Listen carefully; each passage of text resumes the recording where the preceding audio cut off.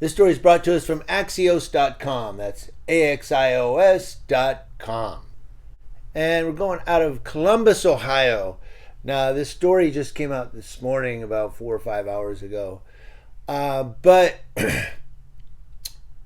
it's concerning an apology given by a deputy chief last year of the Columbus PD. And they're saying here in this article that even though an apology was given, nothing's really changed. So let's get into it. It starts out a year after Columbus police officers showered people downtown with wooden bullets and tear gas during the protests of 2020. A deputy chief apologized at a public forum. And they said, so a year after, that would be last year, 2021, deputy chief apologizes for what happened at the 2020 protests. And they're saying an apology means nothing when it's eclipsed by continued violence and a lack of accountability, activists tell Axios.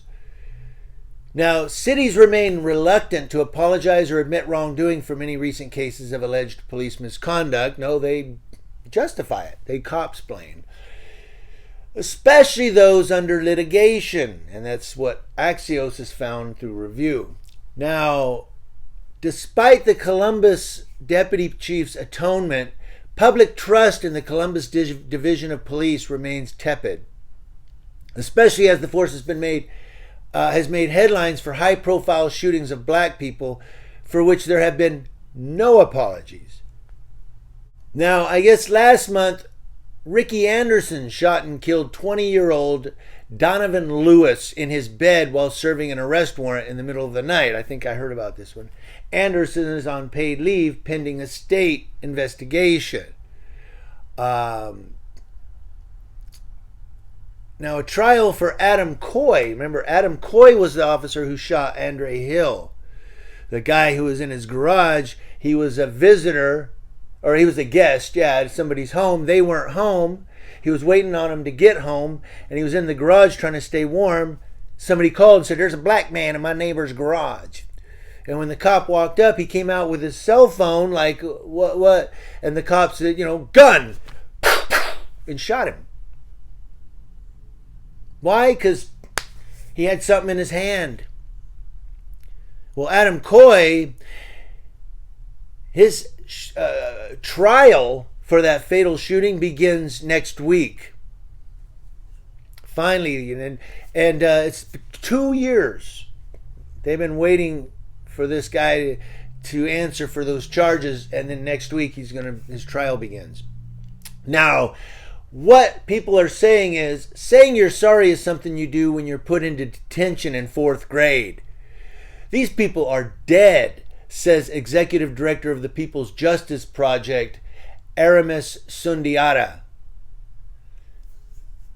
He called apologies a tactic to pacify the people. That's all it is. That's why the police chiefs always go, "We do not tolerate or condone."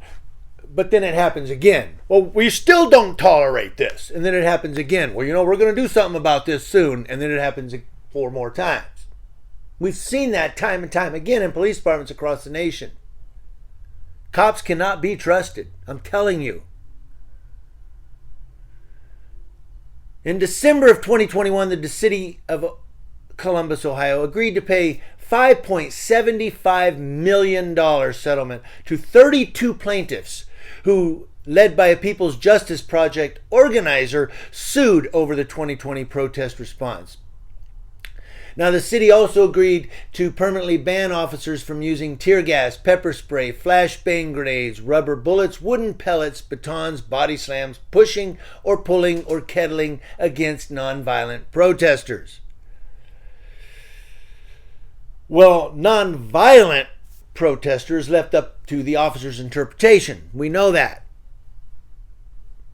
It's always that way. So that's a BS ban.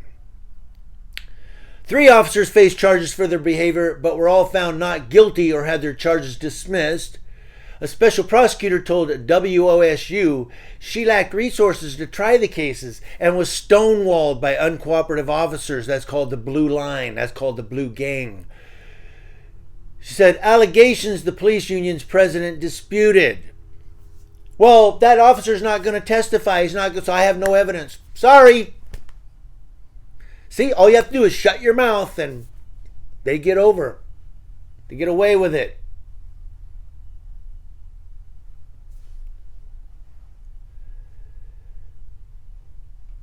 Should subpoena them anyway into court,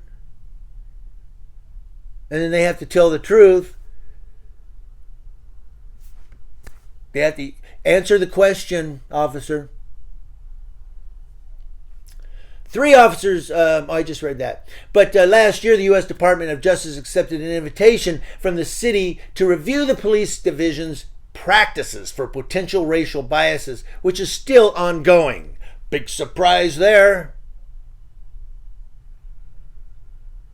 Big surprise there. And somebody, it goes down from there. I'll let you read it in the description box. I don't want to belabor this, but it does talk a lot about what's going on there in Columbus, Ohio PD. But on a final note, I had somebody comment on a video where I was talking about a guy who was handcuffed while they searched his car and then unhandcuffed him. And you know why he was searching the car? Because he was pulled over for a traffic stop. You know what it was? His taillights were out. And somebody said, the officer handcuffed that guy for officer safety. You just don't like cops. You hate cops, so you're trying to make this guy look bad. No, the guy, did you hear it? Read between the lines. He was handcuffed for officer safety. Why? Because his taillights were out and the officer had to search his car.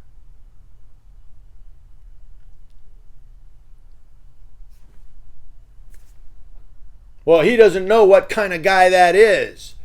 He's a guy with his taillights out. But the problem is that's not an isolated incident. If that was an isolated incident, maybe we could say, well, maybe he's got record for assault, he's on parole or whatever. Okay, that's not an isolated incident. I've recorded multiple people handcuffed as the cop goes, okay, but you need to get that registration fixed, or you need to get those brake lights are not coming on. I hear that. Are there that many dangerous freaking people driving the roads that the cops just have to, I just got to handcuff you because I don't know who the hell you are. Guys, I'm not hating on them. I'm saying it's a violation of the 4th Amendment of the U.S. Constitution to be secure in your person and your property, your car. I just did a video and I'm going to put it up. It's from San Bernardino, where cops ID'd a guy and they ID'd him. Like, are you sure you don't have a middle name? Huh? And the guy was a passenger, by the way, and he said, I'm not on probation or parole. I've never been arrested. Are you sure? Passenger. You know why they stopped the car? The driver, who was handcuffed, by the way,